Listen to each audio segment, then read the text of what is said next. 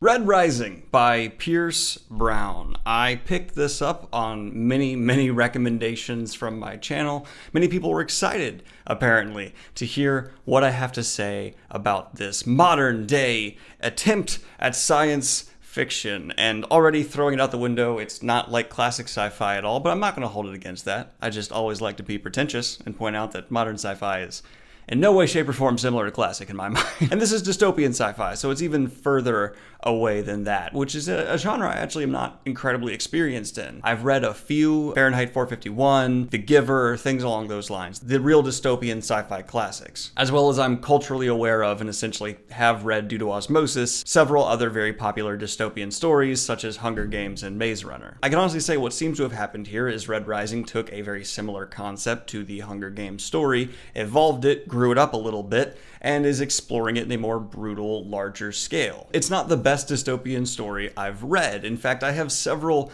big issues with Red Rising overall, but before I get into those, I do want to heap praise onto a couple of aspects of this book. It didn't blow me away. It didn't severely disappoint me. I thought Red Rising was good. Yeah. Well, it's fine. She'll be fine. It's fine. If you want to just very bare bones review, that's what it is. But let's explore what exactly did bother me and what I did like about Red Rising. First of all, I really enjoy Pierce Brown's writing style. While I don't typically enjoy stories told in the present tense, it didn't bother me too much here because Pierce Brown's voice is strong as an author. And I also did do this book particularly on audiobook, and the narrator is Irish sounding, and that just melted me right away. If you want to get me into your book, get an Irish person to narrate it. I'm in. Their accents are amazing. But when it came to writing action scenes, I found Pierce Brown to be proficient. When it came to handling they were usually delivered fairly well, and characterization was really exceptional here. Every character did stand out. I felt like even though there were a large number of characters introduced in the group we followed, I knew who each one was because Pierce Brown really knew how to interject personality, and that alone probably explains why many people do love this book. That is one heck of a way to get an audience interested in your story. Characterization usually wins. But coming in from my perspective, there were a few things that really did bug me, and a lot of these are personal preference, so I'm not necessarily saying the book is bad or holding it down as a result. I'm just saying I didn't particularly enjoy these aspects. One, sexual abuse and assault and violence were used to propel the story multiple times and have character growth or turning moments to a point where I felt was unnecessary. It was repeated and again, and honestly to the point where it happened, I think the third time, I began to think maybe Pierce Brown doesn't know how to motivate someone without having some form of sexual violence be at the root cause. This doesn't hold true for the initial motivation for the protagonist. I'm not one of these people who thinks that sexual violence should be completely withheld from storytelling. It is something that can progress a story, and if you use tactfully, can be a really good thing to hook in a reader in that aspect. And if you do not like sexual violence to be in what you read, do not read this book flat out because it happens again and again, to the point where it really started to bug me. I felt like Pierce Brown couldn't really think of another way to characterize someone as a big bad guy or an evil person or set up a motivator without somehow falling back to having sexual violence related in some way. That's a bit of an exaggeration. There are characters who are not motivated by that, of course, but it does poke its head up maybe one too many times, at least in my taste. It's a personal taste, but shifting back into things I did enjoy. Atmosphere was created. Even though the setting is pretty derivative, it was handled exceptionally well. Pretty much all positive, I have to say. I did like Red Rising, don't get me wrong, but it's pretty much just in the light category. And let's talk about what dragged it down for me. It is a derivative setup. In fact, it felt very Hunger Gamesian, having a downtrodden class underneath the elite class called the Golds, who are essentially superhuman. A chosen one, who he's never called the chosen one, but he is in this situation, is picked and thrown into their competition to rise to fame and, accolades, etc. Very Hunger Gamesian. It takes that and it evolves it. And I'm going to credit Pierce Brown. I actually do not typically hold it against authors for trying to do something that is fairly derivative, so I'm not saying this is necessarily a bad thing. I'm just also not giving Red Rising any more brownie points for doing something that seems to be the popular setting right now. Battle royales are everywhere, from books to TV shows to movies to games, and this is just another one. And one last thing I did want to praise is the overall setting of having this interstellar classist society built. Anything that takes place in space is going to get brownie points for me. I liked it. I enjoyed that. If there's stars in space travel, I'm a fan. And having these planet versus planet cultures, that's pretty neat. And the houses going against each other, all added fairly well. There's also a bit of a problem with agency. Our main protagonist is filled with agency. He wants to get things done and he works his butt off to get them done. I like that, I respect that. But many other characters just feel like they're waiting around to have their turn to have a run-in with our protagonist. They're just lined up to then have their run-in with him and be coerced, talked into joining his cause or being his enemy.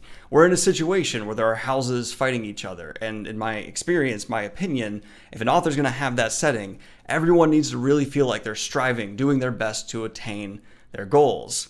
I did not really feel that here much. It felt like a whole lot of characters were just idly waiting by. We're certainly told, oh, these people are so big and bad and they did this one thing and this other thing. But in terms of consequences to the story, they aren't really doing much to combat our main character, who is known and a threat and someone who they should actively be working against all the time. And while there's little ambushes here and there, small things, I would have liked to have seen a greater grand plot against him rather than just little, what felt like nipping at the heels at best. That's the best you can do! I would like to see especially his followers be given more agency, more things to do outside of be easily talked into following him. There are these grandiose monologues, moments of convincing people to join his cause, and honestly, they didn't feel like they earned it to me. It's extremely difficult, and I'm willing to acknowledge that for Pierce Brown. It's very difficult to write a monologue that lands and feels like if you were in that person's shoes, you would now follow that person within this setting. I did not buy that once with any of the monologues handed to us, the reader. There was even one extreme example where the protagonist takes physical abuse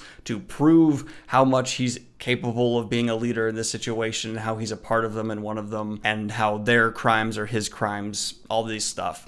This is crazy. You want me to hit you?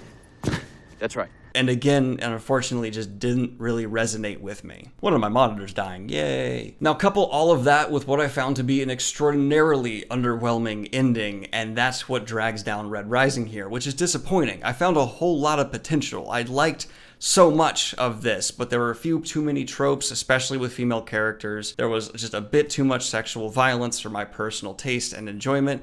You don't want to rely on that wholly to be motivators again and again, or setting up a bad guy. And an ending that I just saw coming. There was supposed to be a twist on a twist, and I feel like anyone who's got a rock between their ears could figure out, oh, that's gonna be this, and we're supposed to think this, but no. Obviously not. Although I will say the very ending, like the last couple of pages, did get me kind of interested for the sequel. So I did not hate Red Rising. I did have issues with it. I found the writing style especially to be enormously compelling, and I would accredit it to being why this has such a large following. Pierce Brown can write his ass off, so I'm very excited to see what he can do in the future.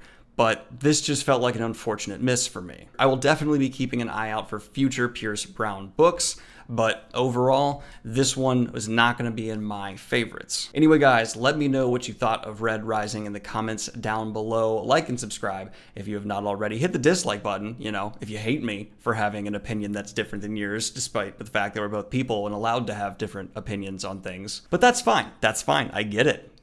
Vent your anger.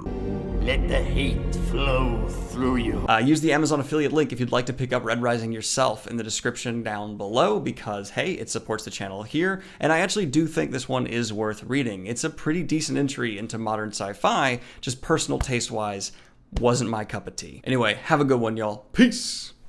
And I want to record a special shout out to my latest high-tier Patreon, Joachim Broman. I appreciate you supporting the channel, and I also have a special announcement that I'm putting at the end here for only the people who stay to the end, where my short story that is on Patreon will be getting an audio interpretation by the only one and only Murphy Napier. She is volunteered, I asked her. She has been willing to use her narration professional life now to actually make it so my Patreons can hear an audiobook version of my short story, which I'm thrilled to have be happening. I mean, that's amazing in my book. So I hope you guys enjoy that and have a great start to your week. This is going up Monday, so I hope your week starts well. My Monday's looking great. Thank you guys. Have a good one.